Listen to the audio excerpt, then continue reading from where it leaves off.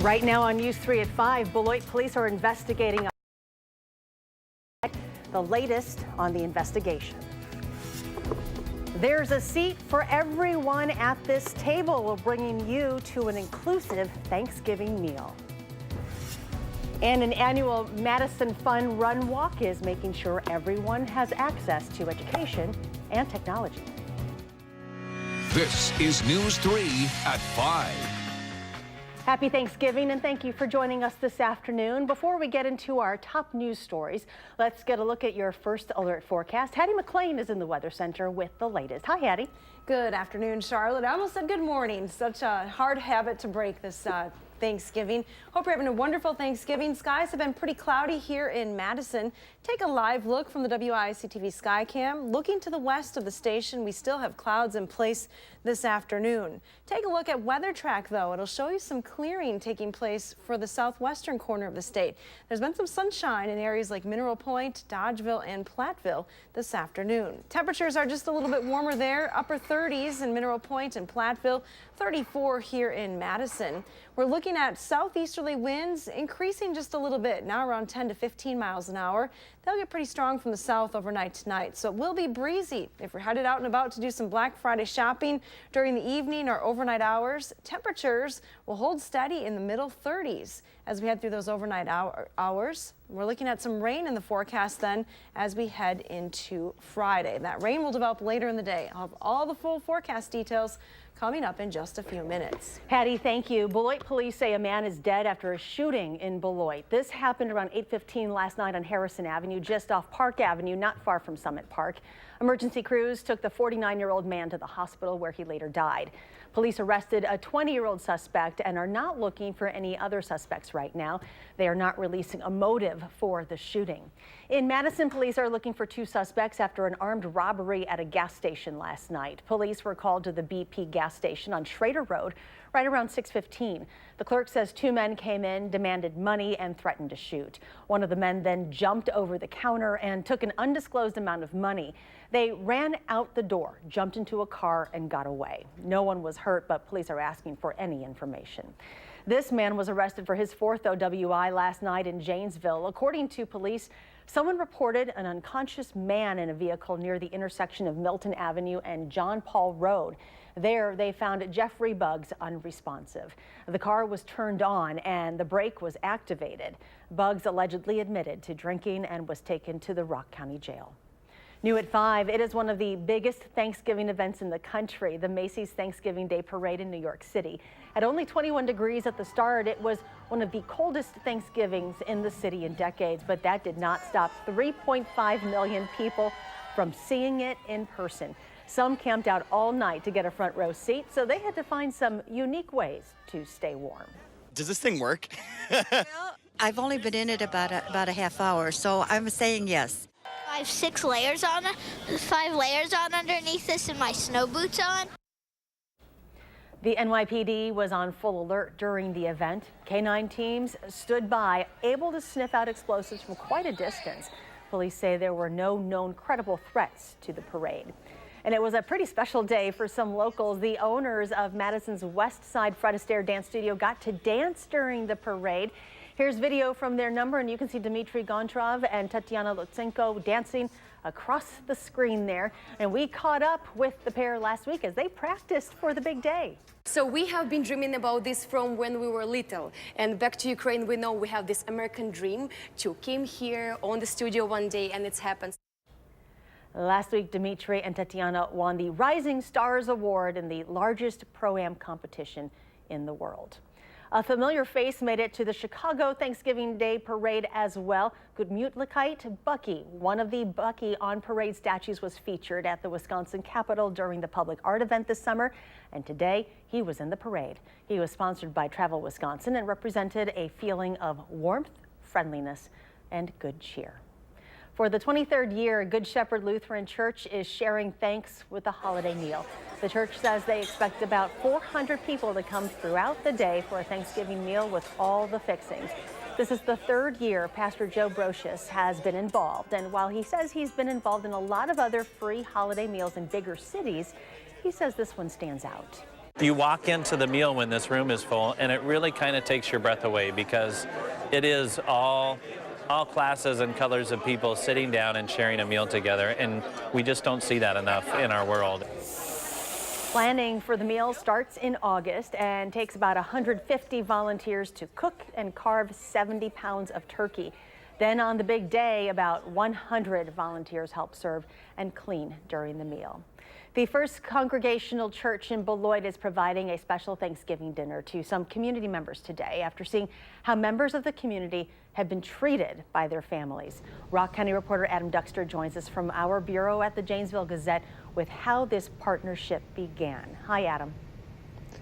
Well, Charlotte, it's the second straight year that the First Congregational Church has partnered with this organization called the Yellow Brick Road to provide a free Thanksgiving dinner to members of the LGBTQ community in the area. Now, the meal includes all the turkey, stuffing, and all the usual fixings.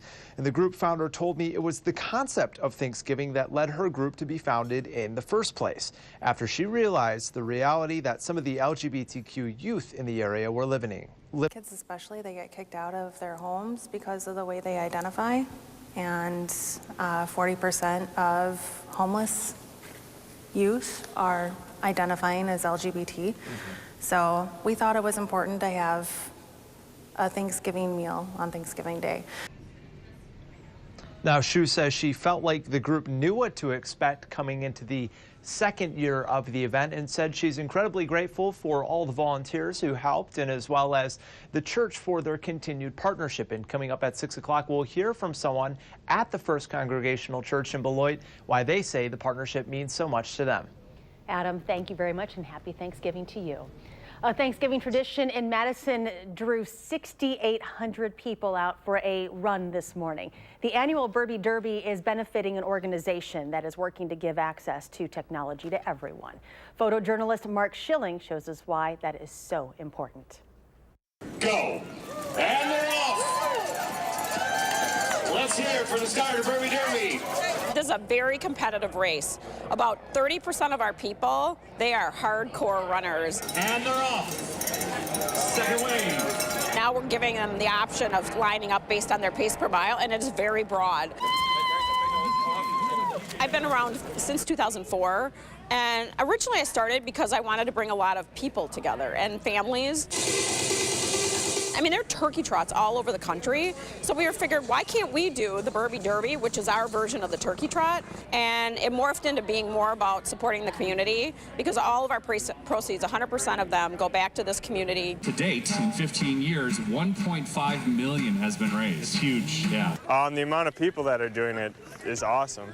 I'm actually surprised because on Thanksgiving, people are busy, preparing food and all that kind of stuff. I never would have thought this many people were coming out. When you're here and you see the number of families that come together and you hear the stories from individuals, you can't help but be drawn to it. It seems like it's a big family event, which is nice because I'd like to do it with my family. So they're outside, they don't have their face in front of a computer, they don't have their face in a phone, they're just enjoying each other, and that's just a huge benefit, and it's something that all of us that volunteer, we have 500 volunteers every single year. That's why we do it. Oh, strong finish.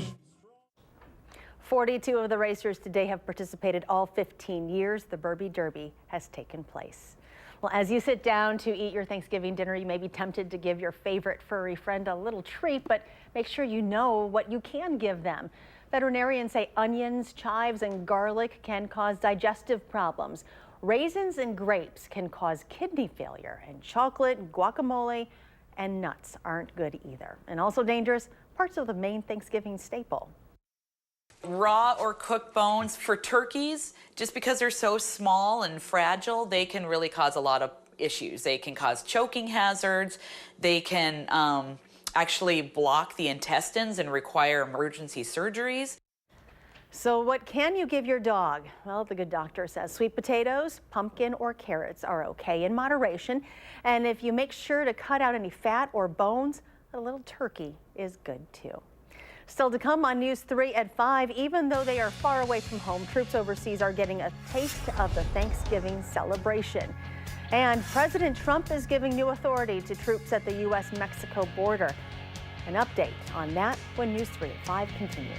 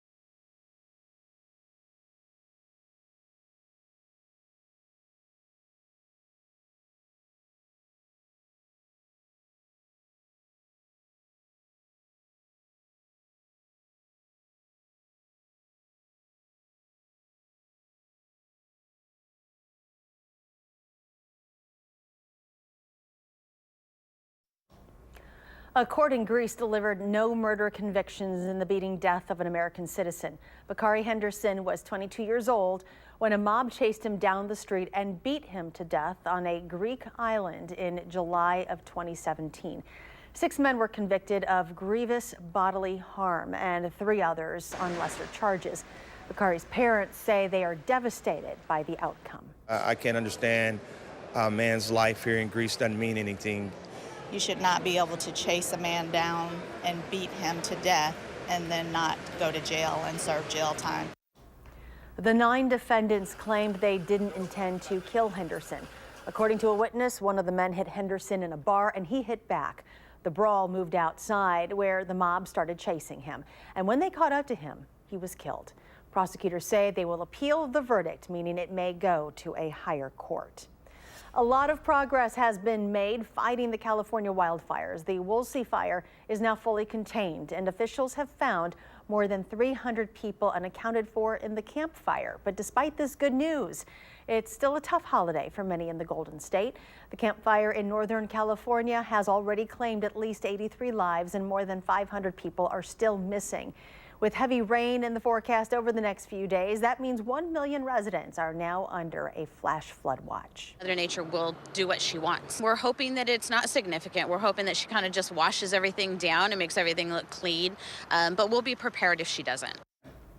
Volunteers and officials are trying to bring a slight sense of normalcy to evacuees by planning a series of community meals throughout the week for those who are displaced. It is a hard holiday for anyone to miss, especially if you are overseas, but the Pentagon is helping to bring a little bit of home to those soldiers overseas. The Pentagon shipped 300,000 pounds of turkey and other holiday food around the world. More than 28,000 U.S. troops are based in South Korea defending the country against the nuclear-armed North. They appreciate the brief break and the meal. It helps a little bit. It helps a little bit because you're with somebody, you're not alone. We try to put something together that gives back to the soldiers so that they can come and enjoy when they're far away from their families. President Trump is also sending a holiday greeting to troops from his Mar-a-Lago resort.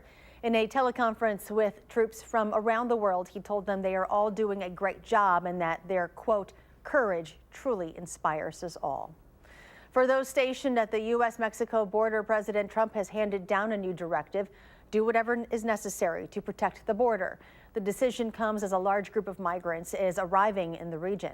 Camilla Burnell breaks down those new guidelines. Thousands of troops spending the Thanksgiving holiday at the U.S.-Mexico border as a caravan of migrants traveling from Central America is approaching.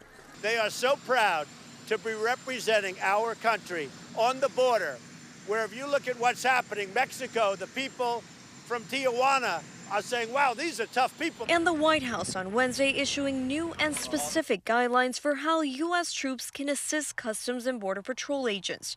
These new guidelines, in the form of a memo approved by the president, allow troops to use, quote, a show or use of force, including lethal force, where necessary, and allow troops to conduct activities such as, quote, crowd control, temporary detention, and cursory search. In response to the memo, Defense Secretary James Mattis told reporters that there has been, quote, no call for any lethal force from the Department of Homeland Security. Earlier this week, DHS Secretary Kirstjen Nielsen laid out the strategy and rationale for the military presence. Approximately 8,000 to 10,000 migrants amassing along our southern border.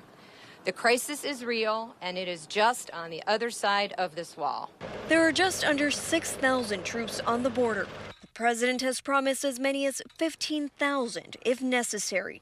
The Pentagon said Tuesday the mission will cost approximately $72 million.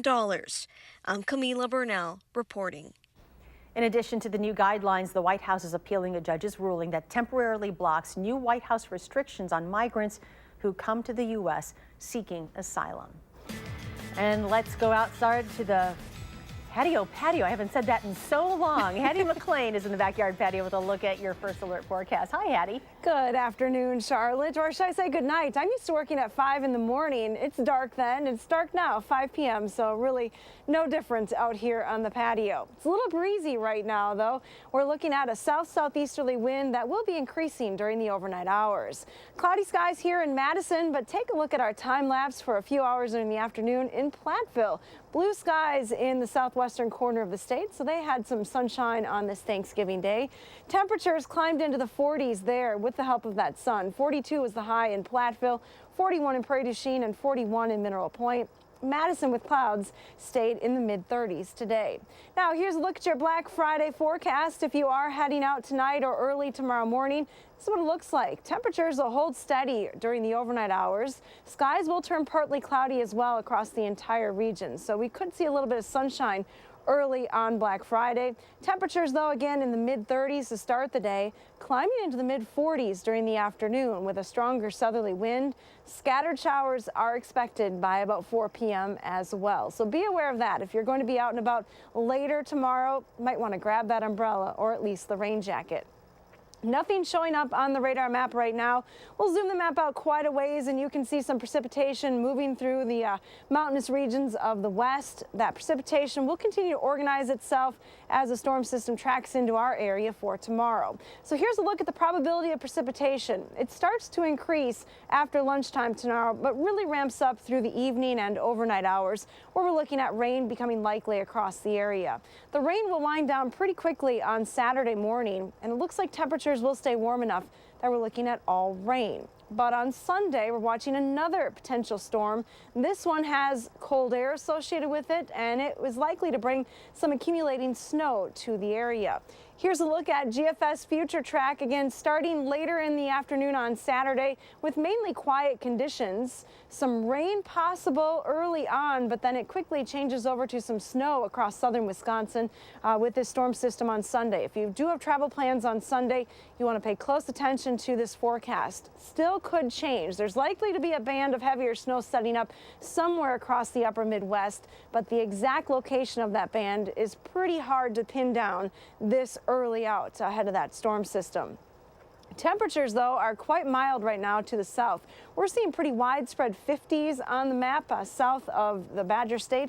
Here in the Badger State, though, with clouds through most of the day, especially here in Madison, we have mid-30s, 34 in Madison, 34 in the Dells. Winds will be increasing from the south during the overnight hours, though, so turning quite breezy. Those southerly winds will help us warm up a little bit more tomorrow. Here's your Pinpoint City forecast. Overnight lows tonight, 38 in Milton and Beloit, so staying quite mild there.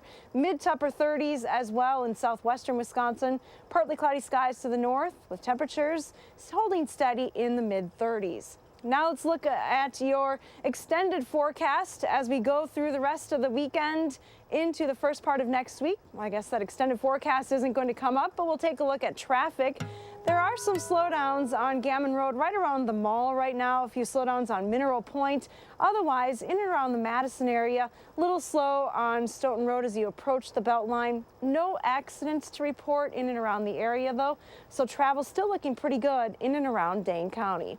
Again, no weather-related traffic delays expected tonight, and just some rain for your Friday into Friday evening. All right, we need something easy with all that tryptophan going to be starting to kick in for many people soon here. That's true. All right, Hattie, thank you so much. You're welcome. After a fire destroys the homes of dozens of seniors in Washington state, their rescuers are coming to their aid once again. We will have this incredible story next.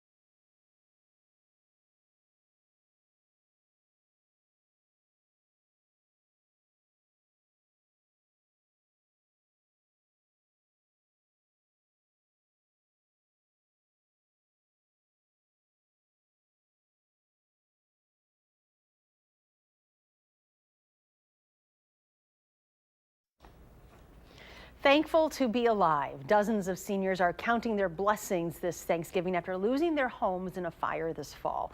Many of them were rescued by the Marines. As Nicole Killian reports, the service members are coming to their aid again, just in time for the holiday. One piece. Some gravy right here for you guys. Captain Trey Gregory is always ready to serve. Turkey. There you go. Even when he and his comrades got called up for dinner duty on Thanksgiving. Definitely glad we could show some hugs, give some smiles, serve some food, celebrate the holidays. In mid-September, Captain Gregory was among a handful of Marines who rushed from their barracks into this burning senior apartment complex in Southeast Washington to get residents out. They needed help. He sat down with CBS News right after it happened, and the memories are still vivid. We ran through all 4 floors of the building and just picked people up, carried them, just try to get them, rescue them safety. Of course. Yeah, of course. Now a chance for those they saved to say thank you once more, including Betty House. I thank God for them and what they did for us, and I'll never forget it. And I got a picture today. While many of these folks are thankful for the food and the fellowship, what they'd be most grateful for this Thanksgiving is to be able to return home. I don't have nothing. Mary Laney is one of roughly 90 residents who remains in temporary housing at a hotel. It's hard. I mean, you know, it's the holiday, and you're used to your family coming around, but there's no place for them to come. And we've lost so much. But on this day, they're getting and giving something back. A lot of the Marines aren't able to go back home for whatever reason, and so I think events like this really foster more family. These are senior citizens. This could have been my grandparents or something like that, so I'm just glad that we could be there to support them. Embracing the few and the proud. Happy holidays. You enjoy your meal? With hearts full. Nicole Killian, CBS News, Washington. Earlier this month, President Trump and the First Lady visited the Marines at their Washington barracks to offer Thanksgiving well wishes and to personally thank them for helping to rescue the seniors. We'll have another check of your forecast when we return.